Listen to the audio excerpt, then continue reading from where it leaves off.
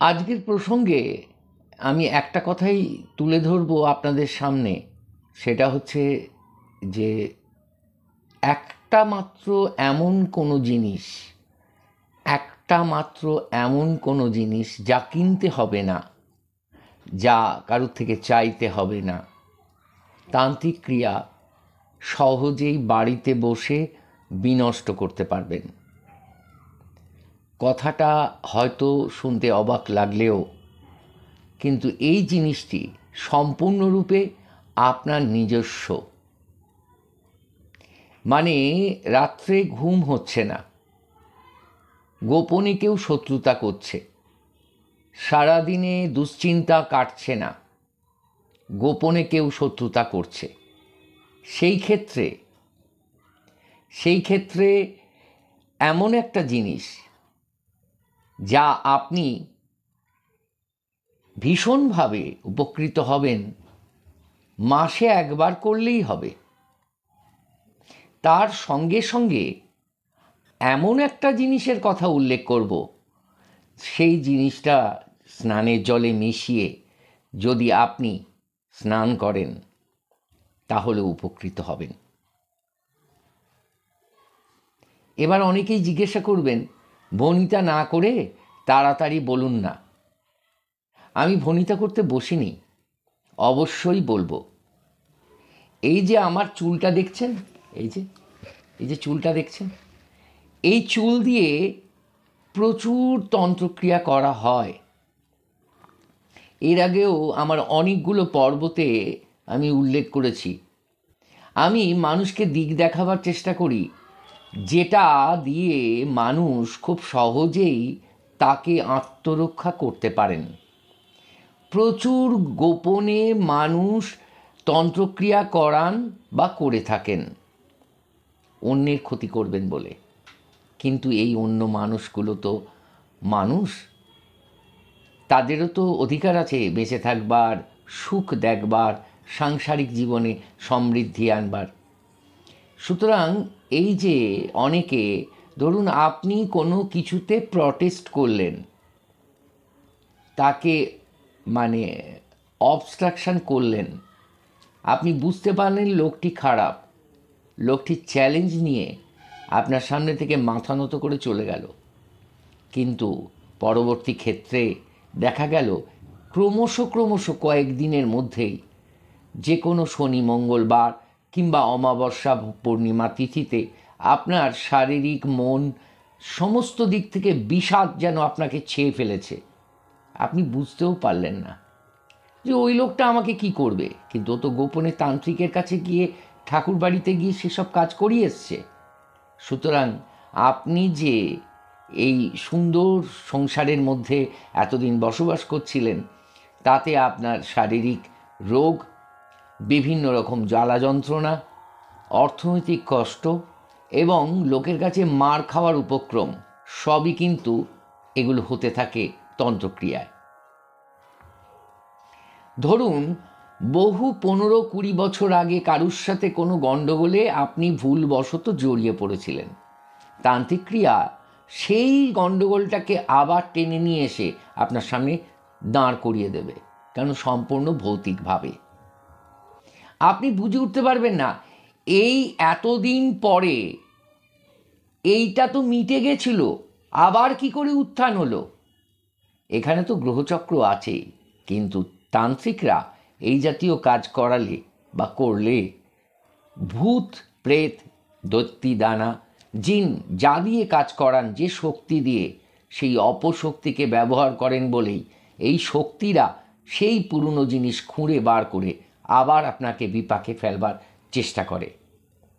আপনি ভোরবেলা হলেই স্বপ্ন দেখছেন এই আপনাকে ধরে কেউ মারছে, প্রচুর জন ঘিরে ধরে মারছে, কিংবা দিনের বেলায় আপনি যখন চলাফেরা করছেন সামান্যতম ভুল, যেটা খুব নমিনাল, যেটা ওভারকাম করা যায়, কোনো অসুবিধেই নয়, সেটা নিয়েও আপনাকে অন্যেরা শাসানি দিচ্ছে। আপনি পালিয়ে পথ পাচ্ছেন না। আপনার কোনো ঋণ নেই, কিন্তু এমনভাবে ঋণের জালে জড়িয়ে যাবেন, আপনি আপনার আজকাল তো সবাই সহজাতভাবে বাইক টাইক চালায়, সাইকেল চালায়। বাইকে এমন একটা জায়গায় দাঁড়িয়েছেন, মানে পায়ের ওপর পা দিয়ে ঝগড়া করে আপনার থেকে চাবি কেড়ে নিয়ে আপনাকে নানান রকমভাবে হেকেল করছে। আপনি তো হতবাক, কিছু বোঝবার আগেই সেই মানুষগুলো আপনার প্রতি বিদ্বেষণ, আপনার প্রতি ঝগড়ার মনোবৃত্তি তৈরি করছে। কেন হলো? মানে কারণ খুঁজতে পারবেন না। এ কারণ সে কারণ নয়। আমি এক নাগাড়ে অনর্গল এই কথাগুলো বলছি এটা বুঝিয়ে দেওয়ার জন্যে। এবার আসি কি করবেন। প্রথমে বাজার থেকে 20 গ্রাম সন্ধক লবণ কিনবেন। গুঁড়ো করা সন্ধক লবণ কিনবেন না, ডেলা সন্ধক লবণ কিনবেন। এটাও অনেকে বুঝতে পারেন না। পুজো আর্চার জন্যে আমাদের হিন্দু সনাতন ধর্মে দরকার পড়ে, সুতরাং ডেলা সন্ধক লবণ কিনবেন। হ্যাঁ, সেই সন্ধক লবণ, পিঙ্ক সল্ট, সেই সন্ধক লবণ বাড়িতে এনে নিজে গুঁড়ো করে নেবেন, মিহি করে গুঁড়ো করে নেবেন। সেই সন্ধক লবণ গুঁড়ো দিয়ে স্নানের জলে 2 ঘন্টা আগে 20 গ্রাম সন্ধক লবণ স্নানের জলের বালতিতে মিশিয়ে 2 ঘন্টা আগে ভিজিয়ে দেবেন। সেই জলটা দিয়ে প্রথমেই স্নান করে ফেলুন। তারপর মিষ্টি জল, মানে আমরা যেটা কলের জল বলি, সেই কলের জলে স্নান করুন। আপনি সাবানও মাখতে পারেন, আপত্তি নেই, কিন্তু প্রথমে কিন্তু সন্ধক লবণের জল দিয়েই স্নান করবেন। তার মানে আপনি যে ধরনের অত্যাচার উপদ্রবের উপর দিয়ে হাঁটছিলেন এতদিন, সেটার প্রথম কাজ হচ্ছে, ভালো করে বুঝিয়ে দিচ্ছি, মন দিয়ে শুনুন, সন্ধক লবণ দিয়ে স্নান করা।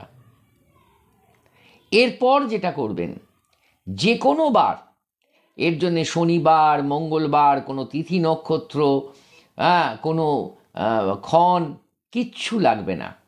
অমাবস্যা পূর্ণিমাতেও করতে পারেন, সারা সপ্তাহের যে কোনো দিনই করতে পারেন। মহিলারা মাথার চুল তো তাদের বড়, আমার না একটু বড়, পুরুষদের মাথার চুল ছোট। একটা মাত্র চুল নিয়ে এর প্রতিবিধান করবেন। প্রথম করবেন পরপর 3 দিন, তারপর মাসে একবার, পরপর 3 দিন একটা করে চুল নেবেন, কাঁচি দিয়ে কেটে নিতে পারেন।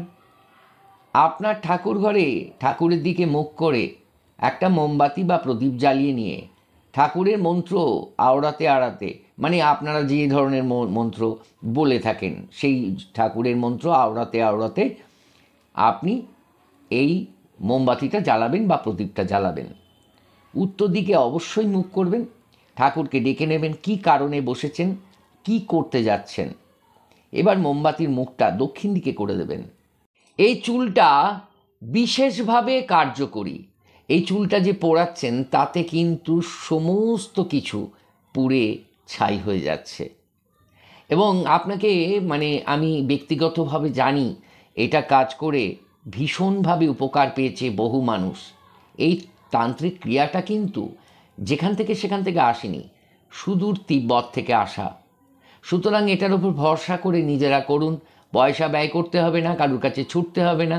যখনই এই ধরনের রোগ হঠাৎ করে মানে ধরেছে আপনাকে, কিংবা আপনার দুঃস্বপ্নের কারণ হয়ে দাঁড়িয়েছে, কিংবা রাস্তাঘাটে মানুষজন আপনাকে বিভিন্নভাবে ঈর্ষাকাতরতার জন্যে ঝগড়া সৃষ্টি করছে, পায়ে পা দিয়ে ঝগড়া করবার কথা বলছে, আপনার নামে সমালোচনা করছে, বদনাম করছে, আপনি আর্থিকভাবে পিছিয়ে পড়ছেন, যে ফুলফুলে রোজগার, যে মানে ব্যবসা থেকে বা থেকে আপনার চাকরি থেকে যে অর্থ আপনি আনছিলেন সংসারের জন্যে, তার সংকুলান করতে পারছেন না, যেন কোথায় একটা কিছু হয়ে গেছে, মনে মনে সন্দেহ হচ্ছে, কাউকে বলতেও পারছেন না, আবার কাঁড়ি কাঁড়ি টাকাও নেই যে আমাদের মতন কোনো তান্ত্রিকের কাছে গিয়ে সেটা করবেন।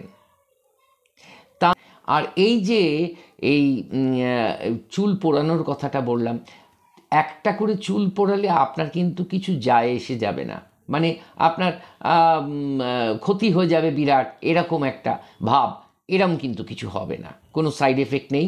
আপনি একটা চুল পোড়াতে পারেন পরপর 3 দিন। এরপর যদি সন্দেহ পুরো মাত্রায় না যায়, মাসে একবার কি মাসে 2 বার কি 6 মাসে একবার এটা করে দেখুন, খুব উপকার পাবেন। খুব সরলতার সঙ্গে এই তান্ত্রিক ক্রিয়া বললাম, যেগুলোকে বিনষ্ট করা যায়। আর সন্ধক লবণ দিয়ে বারে বারে যদি স্নান করতে পারেন, মাসে একবার দুবার, তাহলে খুবই উপকৃত হবেন। কিন্তু সন্ধক লবণটা গুঁড়ো অবস্থায় প্যাকেটে যেটা পাওয়া যায় সেটা কিনবেন না, ভেজাল হতে পারে। ডেলা সন্ধক লবণ কিনবেন, এই অনুরোধ রইল। তারা মনসা চ্যানেলের পক্ষ থেকে সকল মানুষের জন্যে, সকল মানে স্তরের, সকল বয়সের সমস্ত মানুষের জন্য শুভ আকাঙ্ক্ষা নিয়ে আজকের ভিডিওর এই পর্বের এই কথাগুলো শেষ করলাম। সকলকে প্রণাম জানালাম, ছোট বড় সকলের নির্বিশেষে, এবং বয়োজ্যেষ্ঠদের নতমস্তক প্রণাম জানিয়ে আজকের ভিডিও এখানেই শেষ করলাম। ভালো থাকুন।